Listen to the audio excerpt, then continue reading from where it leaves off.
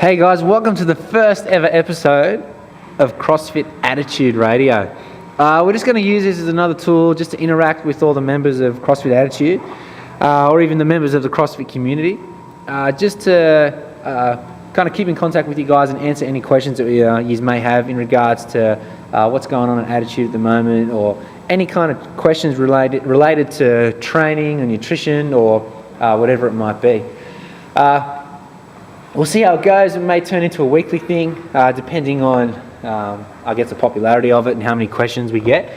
But if you have any questions, send them through to Shannon@CrossFitAttitude.com, and we'll try and include them in our radio show. We'll try to also get some interviews, whether it's with some CrossFit athletes or members of the gym, just talking about all things CrossFit. I thought I'd make the topic of our first radio show. We're going to talk about Olympic weightlifting shoes, something that I get asked every single day about. We'll talk about weightlifting shoes, and we'll talk about some of the comps that are coming up, if I got time to squeeze that in. The Olympic weightlifting shoe. Whenever we're doing a WOD, if it's just pure lifting, whether it's powerlifting or Olympic lifting, we want to be using that Olympic weightlifting shoe. It's really going to help you, especially with squatting. If you have a lot of mobility issues, if it's around the ankle, it really helps you with your squat. That elevated heel will keep you nice and upright, stay in your balls of your feet, and help improve your position with your cleans and snatches. Much different than a normal jogger or the kind of CrossFit shoes that are out there at the moment, like the Innovates and the Reebok Nanos. All those shoes are good for workouts that involve, maybe running or box jumps or toe to bars or kind of a gymnastics workout.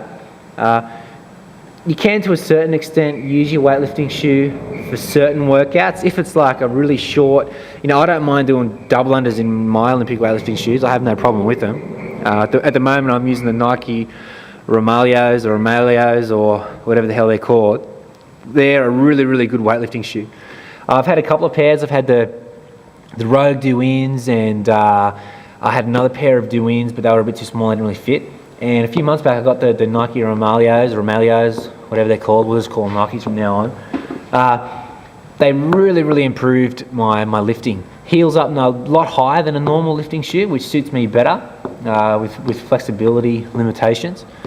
But yeah, if you really want to take your lifting seriously, even if you want to take CrossFit seriously, at the moment I'm looking at something Nick put up next door on the whiteboard at the gym. It says, you can be a great weightlifter and be shit at CrossFit, but you can't be great at CrossFit and be a shit weightlifter.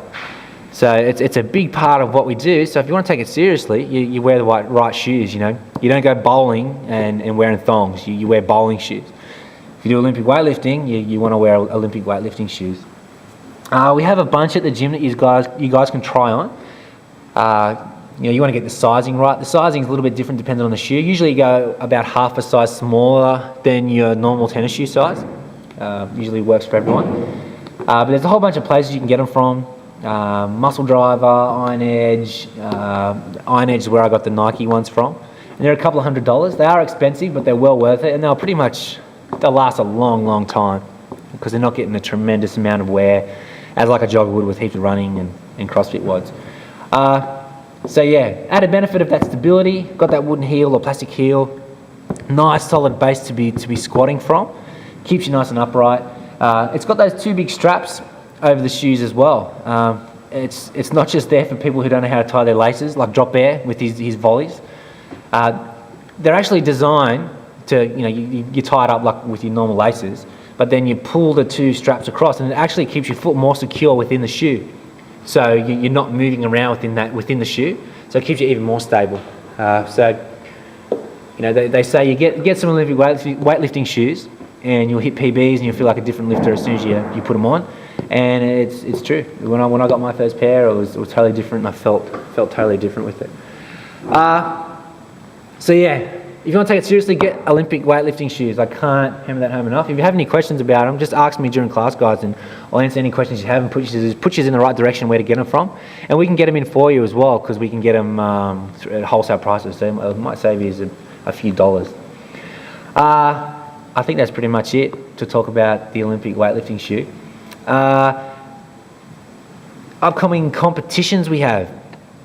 I think the latest one coming up is the BTS CrossFit Comp. So they're on the Central Coast.